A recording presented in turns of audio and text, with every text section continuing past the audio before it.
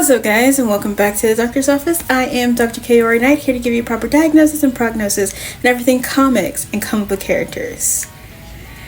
Well, they did it. IDW fucking did it finally. We got TMNT and Naruto together in the same comic book. So, this is supposed to be a 4-issue series, and it's taking place in the Naruto universe, basically. And so, this first issue, I loved every minute of this. So, April O'Neil is with Team 7, and they're supposed to be escorting her to the village of Big Apple.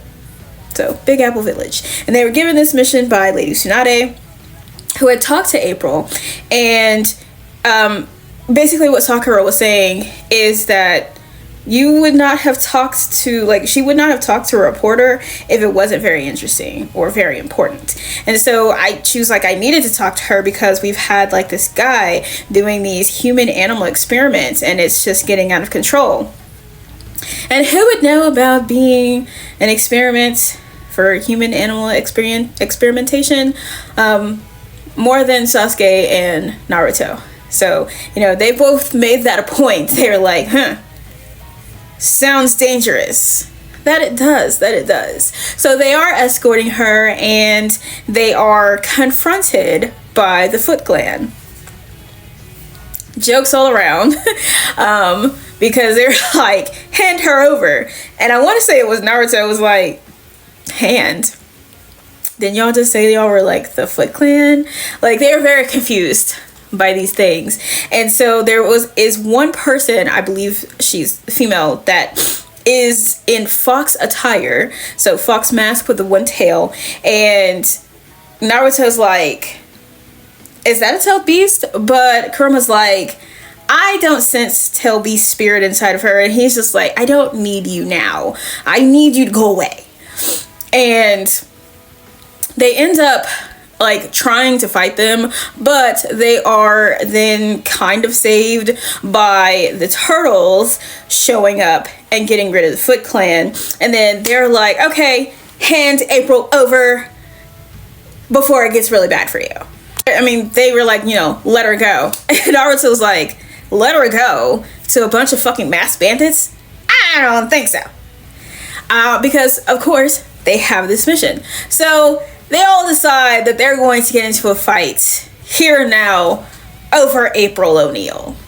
So let me tell you how funny this fight actually is. So it's the 4 of them in Master Splinter, right? And they all have their masks on, okay? So when they get into the fight, Raphael is up against Sakura. And to be perfectly honest, Sakura is whooping his ass. He has not been able to get close to her for real, their entire fight. Because we all know Sakura just has pure raw fucking strength. From when this is when she was basically kind of under Lady Tsunade. So raw fucking strength coming. She's blowing the ground up and all kinds of shit with her punches, and he's just like, what the fuck is going on?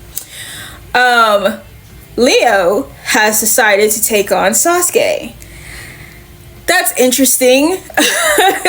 So their fight is rather smooth. Dodging each other. He does have his swords out, but Sasuke is just almost prima ballerina at this point, dodging him it's nothing. Then we have Mikey and Donnie going up against Naruto.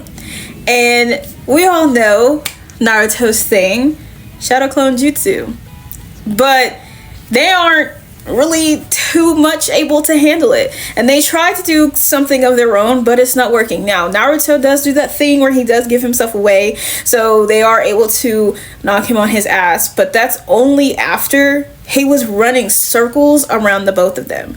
And the fact that you had to have 2 of them on Naruto is fucking crazy. Now on the other side of that, Master Splinter was going up against Kakashi, and they both have a lightning technique, so it was kind of just a stalemate essentially when it came down to the two of them.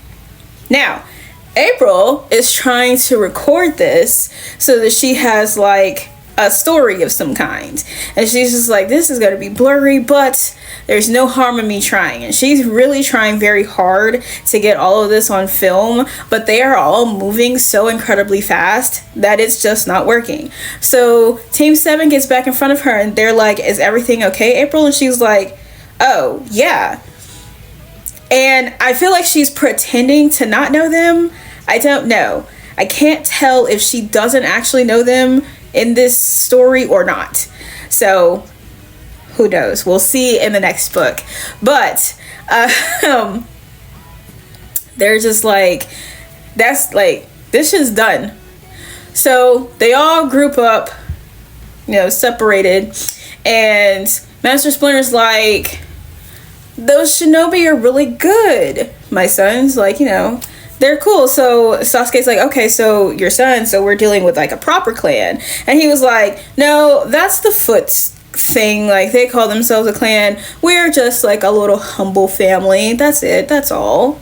But Kakashi, in all of his wisdom and knowingness, he was like, humble family, you guys gave us a workout, cool, great, awesome, but I'm tired of this shit now, so we're gonna try this again. And he pulls out that Sharingan, snatches off all of their fucking masks, and calls Master Splinter by his full fucking legal government real name. And he's just like, I know everything is like, you know, when you're training, you're taught to look for the familiar things and the unfamiliar. He was like, this is really unexpected, but similar, and I'm not really liking. He's like, just because you look different doesn't mean I'm fucking crazy. He was like, so it's nice to see you again, Hamato Yoshi.